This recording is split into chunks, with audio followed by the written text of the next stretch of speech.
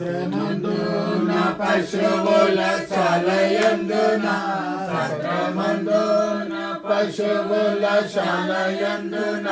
దేవపుత్రుడు మనుజుండాయనందున దేవపుత్రుడు మనుజుండాయనందున శ్రీయేసుడు జన్మించే రేయిలో శ్రీయేసుడు జన్మించే రేయిలో నేడు పాయాక బెత్లెహేమయూరిలో